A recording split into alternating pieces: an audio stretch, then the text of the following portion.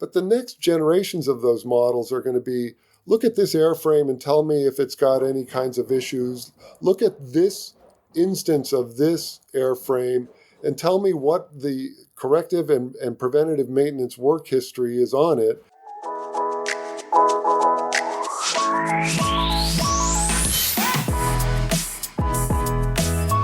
Welcome to the Future in Flight podcast. I'm your host, Sean Starker, coming to you from a hangar somewhere near the flight line, where innovation meets aviation and the impossible becomes inevitable. Today, we're diving deep into the cutting-edge technology that's transforming how we fly, work, and stay safe in the skies. We're talking serious tech-heavy topics that are reshaping aviation as we know it. First up, we're exploring how augmented reality and smart glasses are revolutionizing aerospace logistics with Philip Matkovsky, CEO of Moviynt, now a part of Vuzix. We'll discover how AI-powered smart glasses are making helicopter parts management at Airbus Helicopters US look like something straight out of Iron Man. Then, we're shifting gears to examine the game-changing Cirrus SafeReturn technology, a system so advanced it can literally land a plane with the push of a button when pilots become incapacitated. This isn't science fiction, this is happening right now. And finally, we'll explore STEM in flight, breaking down the fascinating science of how weather impacts every aspect of aviation, from turbulence to thunderstorms. So whether you're dreaming of a career in aviation, fascinated by emerging tech, or just love seeing how innovation pushes boundaries, you're in for a treat. Let's go full throttle, heels to the floor.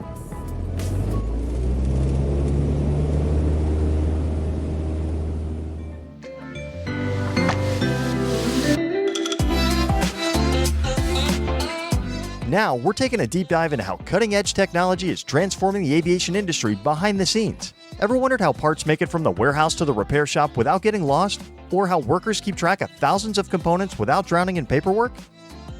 Well, it turns out there's some seriously cool tech making it all happen. Today, we're joined by Philip Matkovsky, CEO of Moviynt, a company that's revolutionizing logistics with software, artificial intelligence, and mobile technology. They're working with major players like Airbus Helicopters USA to streamline operations in ways that sound straight out of a sci-fi movie. We had a chance to sit down with Philip, and his journey into tech is not what you might expect. Unlike many tech CEOs, Philip didn't start out coding in his garage or studying computer science. His path was quite different.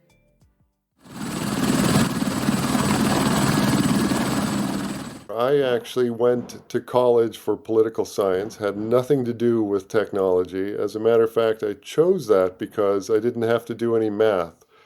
Lo and behold, I went to grad school and I wound up in a field called game theory. And in game theory, I started programming Fortran, and we were simulating, congressional committee votes and the like. And honestly, that's kind of just sort of backed into it. So a happy accident.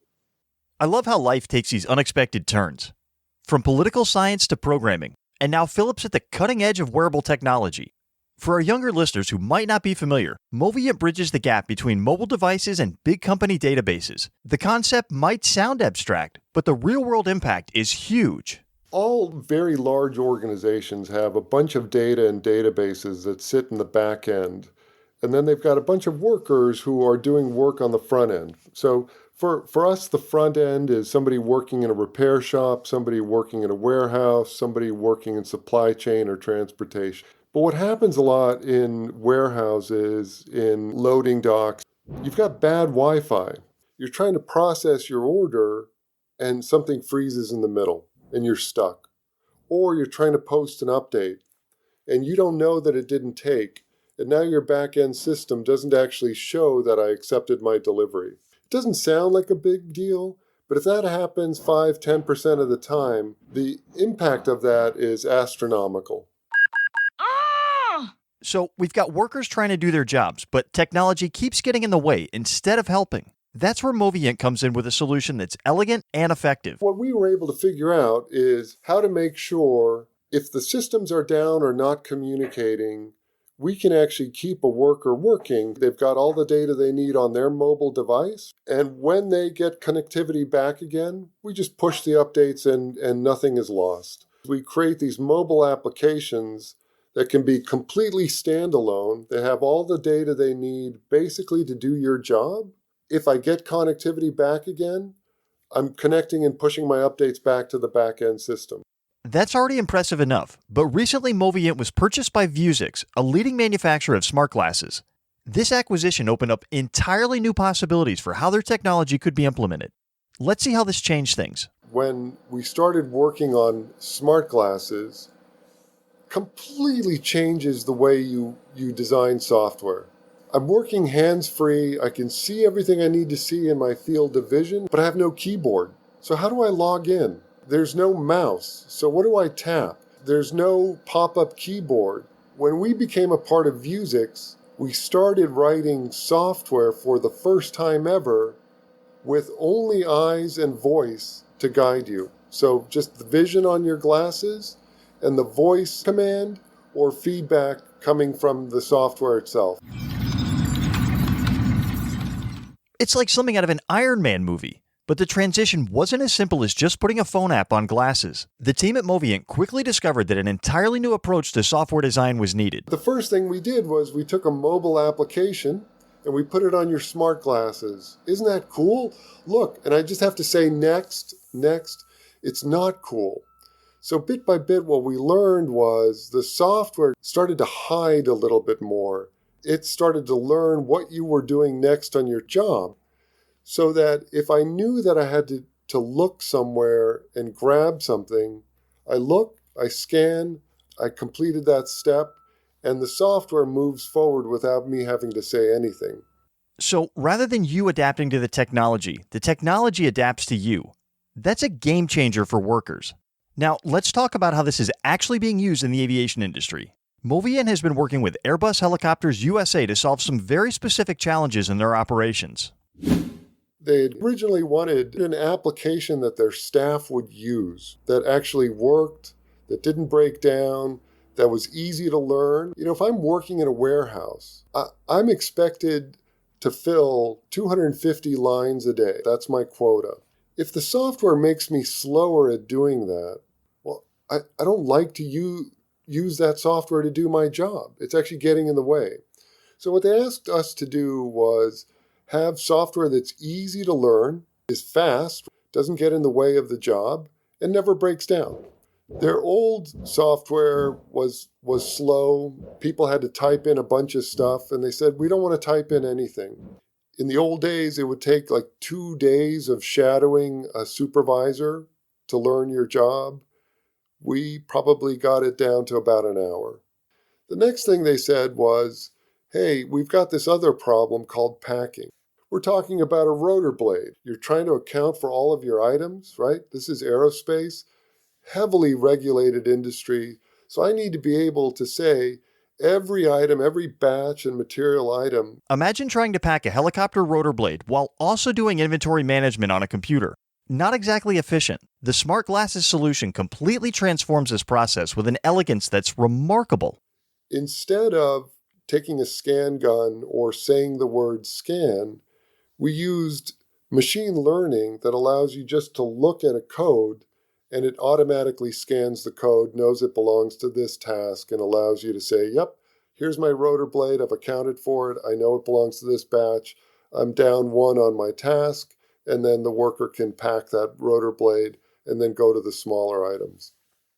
This is completely transforming the daily work experience for employees. Let's take a peek at what a typical day looks like now for someone using this technology at Airbus Helicopters. In the old days, what you would do is you would come in, you'd have a workstation, you would have a computer terminal, piece of paper, and you would do some of your work on paper and some of it on the terminal. What we allow them to do is they come in, they put on a pair of smart glasses. There's no computer anymore. I look at my first delivery order. I start looking at each of my items. As I scan my first item, it says confirm to. I say yes, on to the next guy. I'm not manually counting them anymore. I'm looking at them. I'm confirming the quantities. I don't use any more paper. I don't have to swivel around to a computer. So not only is this making workers more efficient, but it's also more environmentally friendly with less paper waste. And it's better for their physical health since they're not constantly turning between workstations. What I find fascinating is how the technology is actually learning and improving over time. Looking ahead, the potential applications for this technology in aviation extend far beyond warehousing and logistics. The future possibilities are truly mind-boggling. What I really see happening here is we're going to take the principles of artificial intelligence, machine learning, and we're going to tailor them to types of problems where they really make sense. If you could take the principles of an LLM and tie it to your maintenance guidebooks, and you were able to have my maintenance guidebook on something as small as a really small Android cell phone, and I could have it all with me, and then I've got voice controls and interaction with that. I'm trying to solve a problem in front of me, and I'm using natural language to inquire from the parts master, and it's actually helping me on the job. Being able to have all of that local without having to connect me to the internet is game-changing. The applications seem endless, from maintenance to flight training to potentially even in-flight assistance. For our younger listeners who might be thinking about careers in this exciting field, there are multiple pathways into the world of AR, AI, and wearable tech. You don't necessarily need to be a coding prodigy to make an impact. I think there are 3 different schools in the world of AI, AR, and machine learning. So one of them is software. I would say learn a computer language. If you wanted to dabble in it, I would say dabble in computer programming, or just go whole hog into it. There are 2 other ways that you can be in this space. One of them is going to be understanding processes. If you can map a process and understand how tasks are performed, just understanding workflow is a really powerful type of knowledge as well. The last area that I would say, we used to call it statistics. Today it's called data science, data mining. Your listeners shouldn't think that if I can't code, I don't have a future in this business. No, there's 2 other disciplines that are critical. That's such valuable advice. There are multiple paths into this exciting field, not just coding. For those eager to start exploring these technologies, there are plenty of accessible resources available online. Well, if you're interested in machine learning, Google has a pretty remarkable project called MLKit. I would take a pass at that. There's another framework called TensorFlow. Definitely would look at that as well. The tooling from Microsoft is always pretty top-notch. If you just want to dabble and learn about the world, KD Nuggets remains, Knowledge Discovery Nuggets is a pretty neat world as it relates to artificial intelligence and machine learning as well.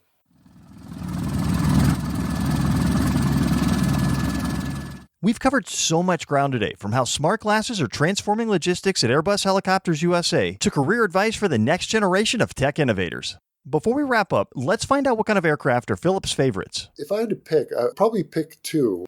One of them just because it was so wild, the SR-71 or YF-12, whichever we're going to call it. As a little kid, I flew on a DC-3. I would probably want to still fly on a DC-3 again.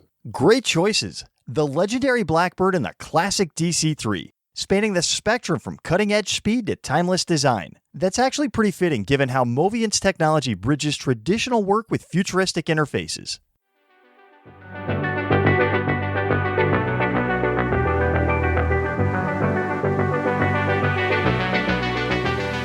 For our listeners who want to learn more about Moviynt and their incredible work with smart glasses, you can visit Moviynt.com or Vuzix.com. Philip even mentioned that they offer internships for those interested in getting hands-on experience in this field.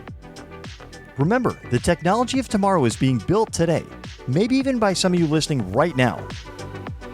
Next, we're going from the warehouse to the cockpit with a revolutionary new product from a company who is no stranger to being a game changer.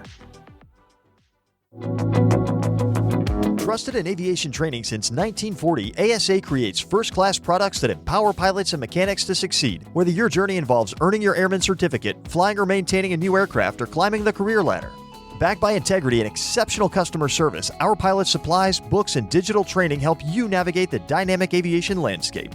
With ASA by your side, the sky is not the limit, it's just the beginning.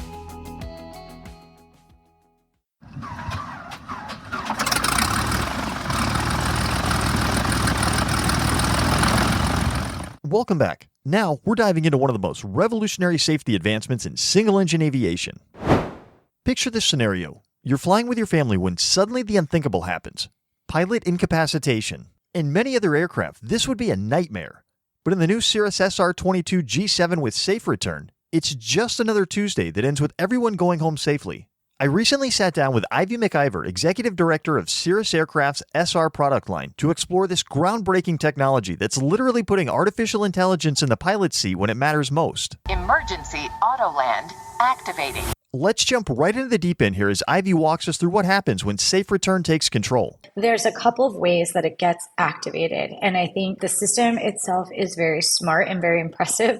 When you hit the big red button, it activates the system. So it's like the soundbite of anyone can land a Cirrus in an emergency with the touch of a button. That big red button Ivy mentioned, it's accessible to everyone in the cabin, passengers included.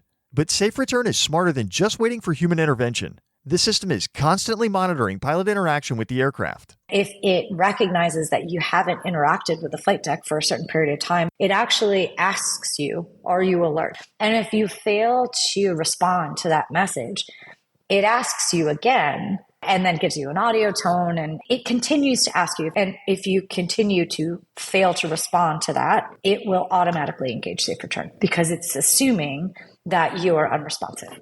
Now, here's where things get really impressive. Once activated, SafeReturn doesn't just engage autopilot. It becomes a virtual pilot with a suite of incredible capabilities. Your airplane will now navigate to and land at the safest nearby airport. SafeReturn takes over basically all of the systems of the airplane and all of the things that a pilot would actually do. So it takes over the systems, things like the mixture control, the throttle control, the flap control, the fuel pump, the navigation, the ice protection system, all these systems. And then it also takes control of the communication. The system has already communicated to air traffic control personnel, who will continue tracking you. First up, communication. That's crucial. SafeReturn doesn't just fly the plane. It talks to air traffic control, squawks emergency codes, and declares emergencies on multiple frequencies simultaneously. But the real magic happens in the decision-making process. And then it also starts to go through this very complex and intricate algorithm that's almost acting like a pilot brain, right? So it's looking at all the different variables that it needs to take into consideration to determine a safe airport to navigate to and land. So it's looking at nearby obstacles, nearby weather, nearby terrain. How much fuel do you have? How fast are you going? It's looking at the weather, how much wind is happening, if there's any hazardous weather around. And then it's evaluating the airport database to see, okay, what's the closest airport that has a long, wide, paved runway with a GPS approach with vertical guidance. All of this computation happens in just 20 to 25 seconds. 25 seconds to analyze weather, terrain, fuel, airports, and obstacles, then calculate the safest route. That's faster than most pilots can even process what's happening in an emergency. But what about the passengers? This is where Cirrus really shows their thoughtfulness. From a passenger perspective, reminding the passengers, SafeReturn has control of your aircraft. There's nothing that you need to do. Everything is fine. Here's a super simplified map of where we are and where we're going. That's it. No distractions. No, here's all the obstacles and here's all the other airports and here's where the traffic is and here's where the train is and here's all these labels and things like that. Just here's your airplane, here's the airport we're going to, and here's a nice pink line showing you on the map where we're going. And there's one map that's north up and one map that's heading up. So depending on how your brain works, it also tells the passengers what's about to happen. So there's no surprises. So here we are flying straight and level, but in 2 minutes, we're going to turn left. And in 3 minutes, we're going to descend.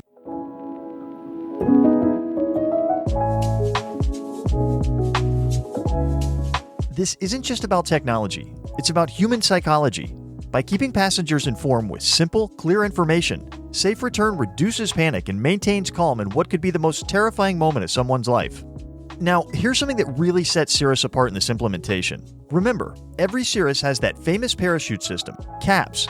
So what happens if SafeReturn determines that it might not be the best tool for the situation? The implementation on the Cirrus is super unique because all of our products are designed around the idea of having a parachute. If there is a case where SafeReturn isn't the right option or becomes not the right option, it will actually recommend that C.A.P.S be the solution. Think about that for a moment. SafeReturn creates what Ivy calls 3 legs of the stool for safety: the level button for disoriented pilots, SafeReturn for incapacitated pilots, and C.A.P.S for aircraft emergencies. It's like having 3 different guardian angels watching over every flight.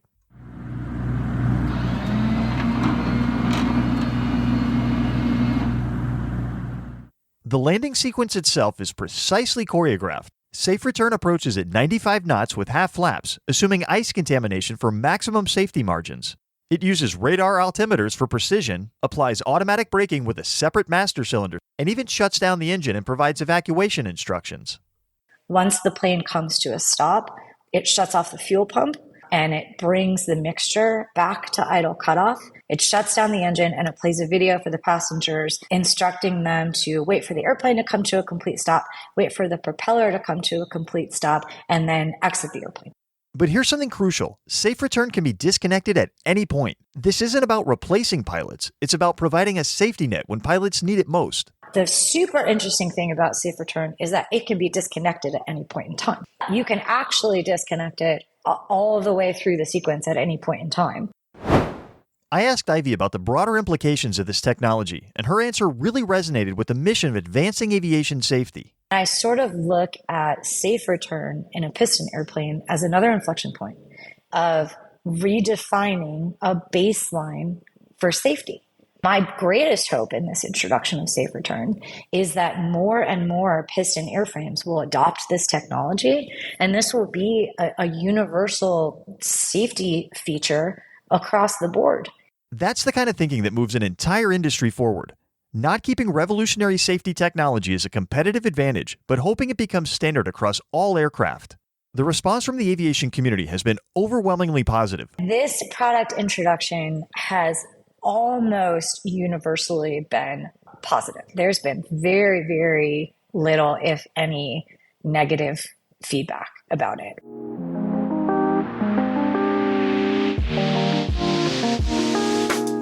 The Cirrus SR22 G7 with SafeReturn represents more than just technological advancement. It's a fundamental shift in how we think about general aviation safety. When a passenger can literally land an airplane with the push of a button, we're not just talking about innovation, we're talking about revolution. This system is designed to make aviation safer and to make more people more comfortable getting in an airplane, to grow this industry that we all love. And it will give more people permission to explore their passion for aviation. And that right there might be the most important outcome of all. Technology that doesn't just save lives, but inspires more people to take to the skies in the first place. And that's our deep dive into the Cirrus SR22 G7 SafeReturn system. A very special thanks to Ivy McIver from Cirrus Aircraft for sharing her expertise and passion for aviation safety. Up next, we take a look at how weather impacts flight with our newest STEM in Flight segment.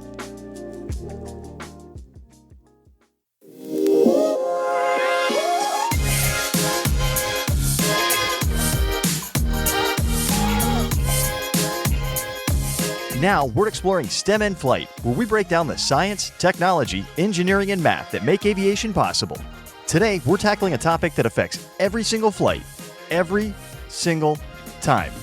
Weather. Now, we all know that weather can change quickly, but have you ever thought about how those changes impact airplanes? From turbulence to thunderstorms, weather presents unique challenges and opportunities for pilots, engineers, and meteorologists. So buckle up, because we're about to explore how weather shapes the skies we fly.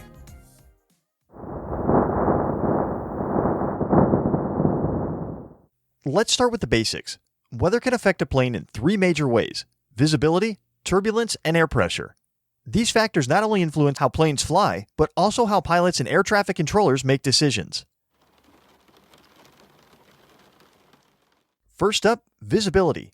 If you've ever been on a flight during heavy fog or rain, you've probably wondered how the pilots can even see where they're going. The truth is, they rely on technology like radar and instruments to navigate when visibility is poor.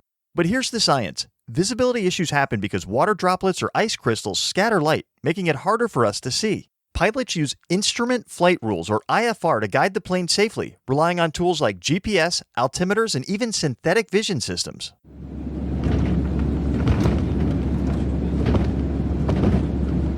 Next, let's talk about turbulence. I know, turbulence can be a little bit scary, but it's actually a normal part of flying. Turbulence happens when the air around the plane becomes uneven, causing it to shake or bump. This can be caused by weather systems like thunderstorms, jet streams, or even terrain like mountains creating wind currents. Here's a cool STEM fact. Meteorologists use math to model turbulence. They analyze temperature differences, wind speeds, and air pressure to predict areas where turbulence is likely to occur. Pilots then use this data to avoid the bumpiest routes. And those little seatbelt signs? They're there to keep you safe when the air gets choppy. Now, let's dive into the heart of flight physics. Air pressure. Changes in air pressure are directly tied to weather patterns, and they can have a huge impact on flying. When a plane climbs or descends, the air pressure outside the plane changes.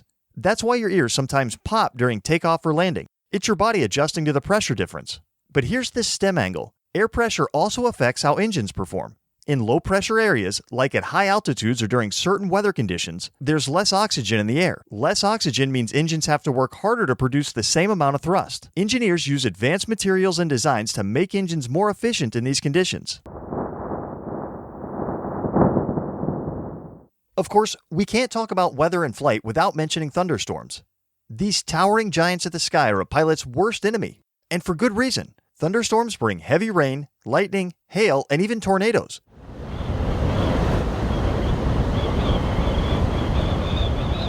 But perhaps the biggest danger is wind shear. Wind shear happens when there's a sudden change in wind speed or direction, often near thunderstorms. Imagine you're flying into a headwind. Suddenly the wind shifts to a tailwind and the plane loses lift. That's wind shear, and it's extremely dangerous during takeoff and landing. To detect wind shear, airports use Doppler radar, a technology that measures wind speed and direction in real time. So, how do pilots and engineers stay ahead of the weather? The answer is teamwork and technology. Pilots rely on weather forecasts, radar, and satellite data to plan their routes. Air traffic controllers play a critical role too, helping pilots reroute around storms or turbulence. And let's not forget meteorologists who use powerful computer models to predict everything from wind patterns to storm development. But here's where it gets exciting. The future of weather prediction is looking brighter than ever, thanks to advancements in artificial intelligence. AI can analyze massive amounts of data faster and more accurately than ever before, helping pilots and controllers make better decisions in real time.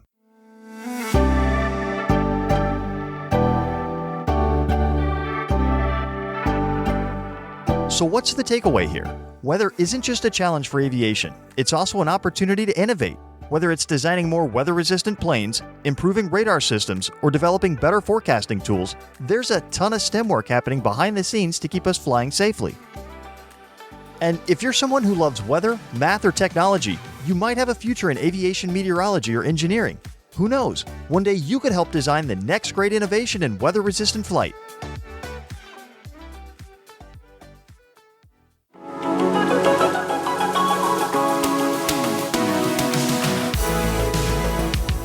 And there you have it, another incredible journey through the future in flight.